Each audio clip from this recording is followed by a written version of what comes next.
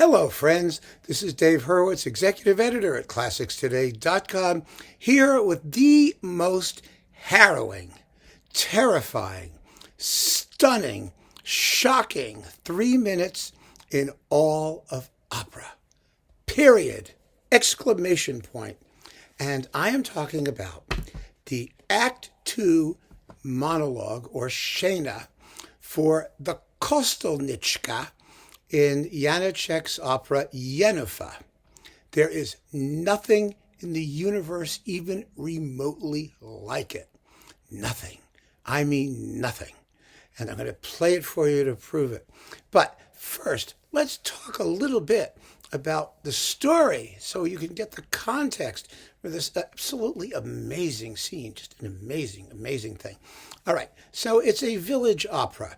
You know, like the Bartered Bride, except this one is sort of referred to as the Battered Bride, because Jenufa is pregnant by her fiancé, who's an obnoxious jerk, but he's the handsomest, potentially wealthy guy in the village. He's going to own the mill that they all work at, and he has a stepbrother who's in love with Jenufa, and who she taunts, and so he slashes her cheek. And when he slashes her cheek, she goes from being beautiful to being slashed.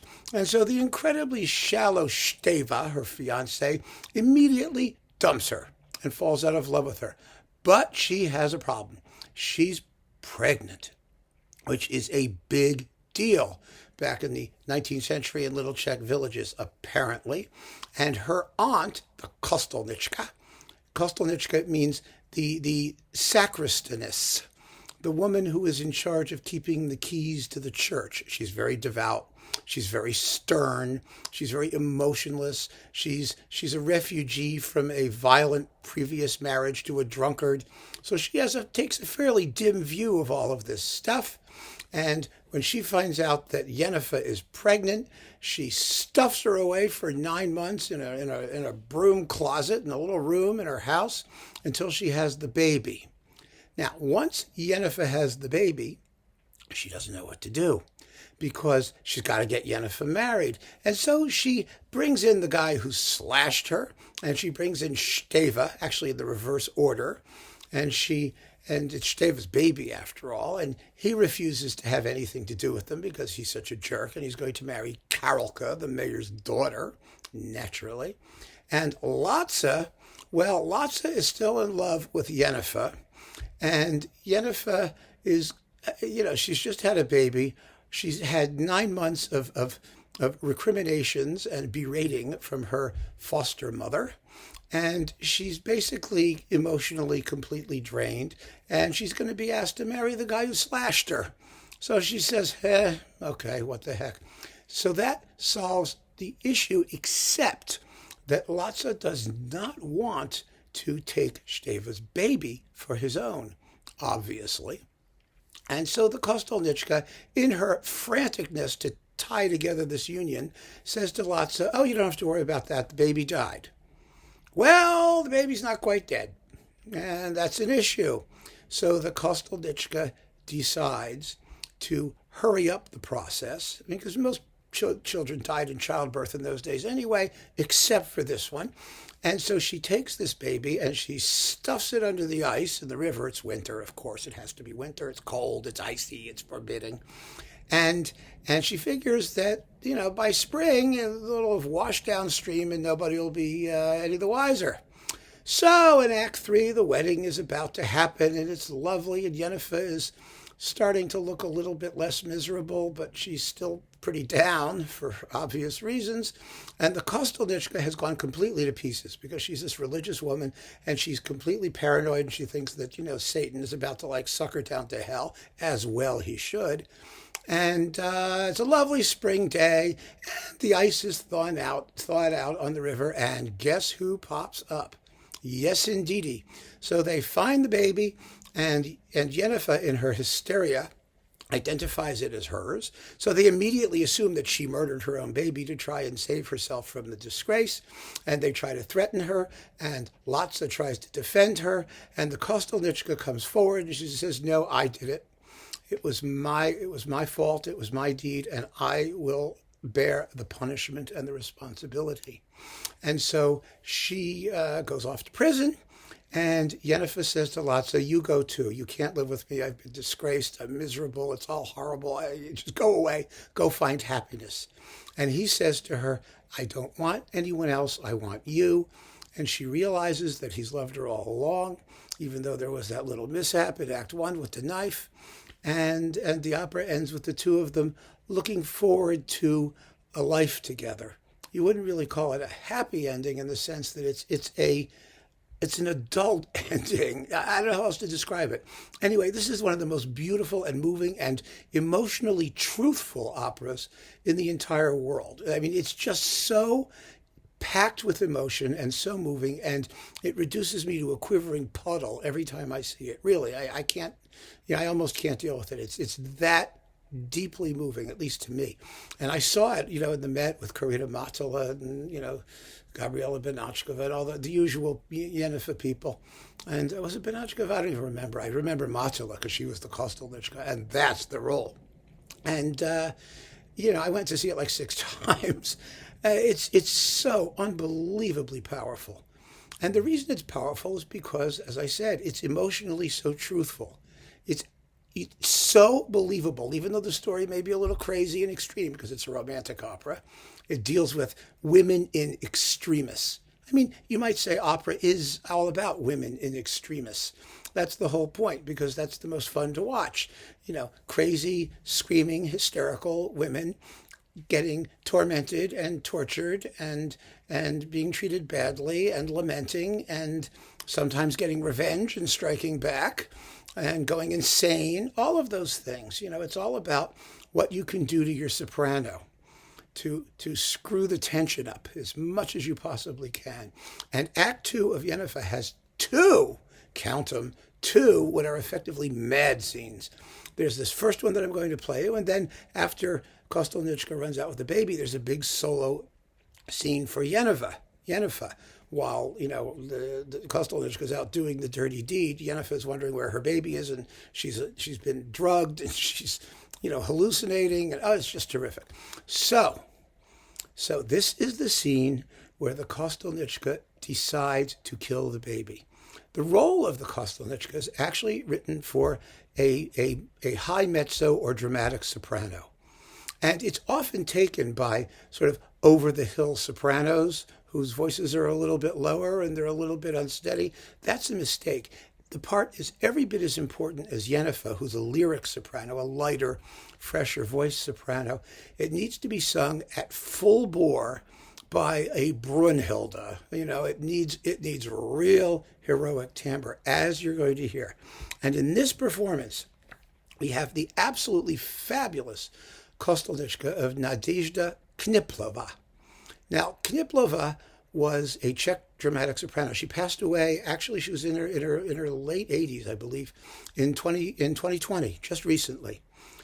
She was a very, very fine soprano, a very fine singing actress, which you need to be in this role. And she was a true diva.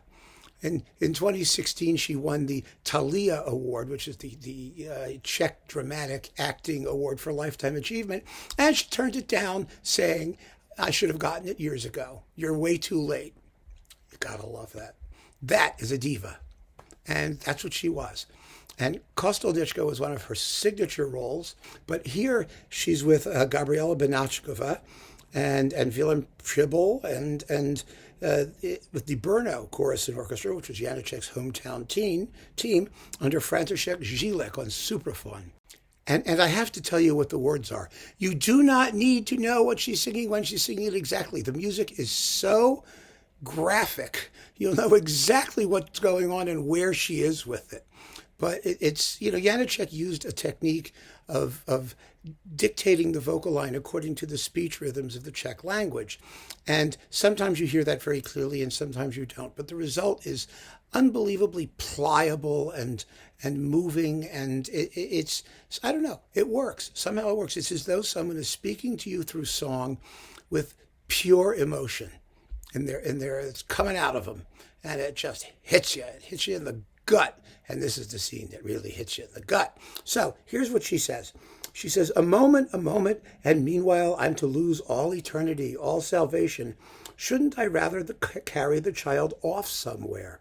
No, it alone is the obstacle and a lifelong disgrace. In such a way, I would redeem her life. She's thinking of, how to deal with this. And the, let me see, turn the page, sorry. And the Lord God, he knows best of all, how everything stands just now, rationalizing the whole situation. I will send the little boy to the Lord God. It will be quicker and easier. By springtime, when the ice is melted, there will be no traces. He will go to the Lord God before he knows anything. And then she starts to get hysterical, working herself up to it. She says, they would attack me and they would attack Jenufa. Just look at her, she starts saying. Just look at her. Kostelnička. And you'll hear her when she goes, Kostelnička. It's just a rending scream, because you realize that she's really concerned for herself, for her own reputation.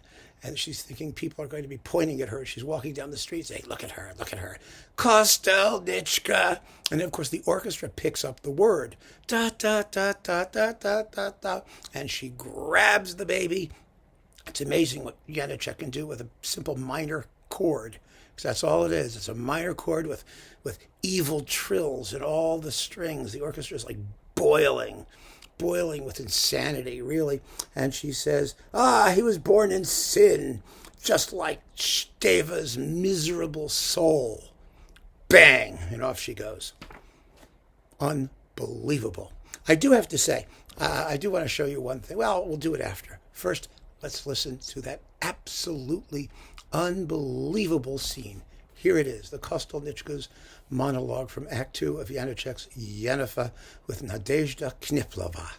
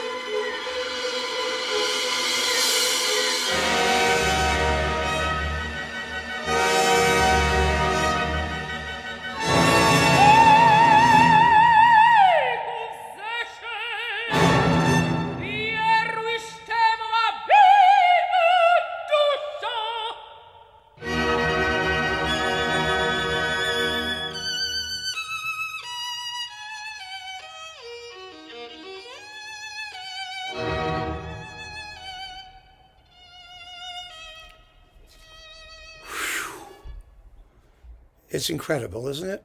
It really is. And once you know it, the more you know it, the more incredible it becomes. It's just 3 minutes and a bit. And there's just a world of emotion in that 3 minutes and a bit. There is nothing like it in all of opera. Nothing.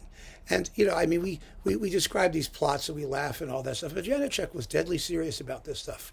His characters are all emotionally true. And Janáček himself did not take this lightly. He wrote this opera while his own daughter, Olga, was dying. And she was dying of tuberculosis or meningitis or something like that. And she died during the composition of this opera. He dedicated it to her. And he'd already lost his son several years before, which actually spelled the end of his marriage, losing the two children effectively. They stayed together but had nothing to do with each other. And he really understood what it meant to lose a child, and he understood what it meant to destroy a life. And it's all in this scene. Now, I do have to go back to a little bit lighter consideration. Here is the latest incarnation of this particular CD. Notice the rather different and attractive, artist's rendering of, a woman having like a nervous breakdown right there, and that's all fine. The original cover, I gotta show you the original cover, because the original cover was one of those unintentional sort of pre-end of communism covers that we used to find on record albums coming from that part of the world. And it's a still shot from a purported production that shows Janáčková and Kniplová, together in their house at basically around this moment in the opera. And here is the plot. Here is the photo. Yeah. Okay. Now, if that were your aunt, how would you feel after 9 months cooped up with her screaming at you every day? I just love the costuming. I mean, she's not only the lady who runs the church, she's also dressed in her festive Czech village dominatrix costume. I mean, note the patent leather boots. You just know that there's got to be more to that costume hiding in the closet somewhere, right? She could definitely kill a baby. She could kill you. She could kill any of us. Absolutely terrifying. So I think it's better to go back to this particular cover and take it from there, which is, I think, more symbolic and also a lot less prone to inciting ridicule, as that one was. But anyway, that is my nomination for absolutely the most intense and the most harrowing 3.5 minutes in all of romantic opera. I can't get enough of it. It's such pure expression. It really is. And that was Janáček and everything that he did. That's why he got away with writing operas with crazy plots. Because no matter how demented the story is, the emotions expressed are always 100% true and real. And that is the mark of a dramatic genius. If you can go see Jenufa, go see it. If you can see any of Janáček's operas, go see them. They're extraordinary. Absolutely extraordinary. One after the other. So keep on listening, folks. Thank you so much for joining me. Take care.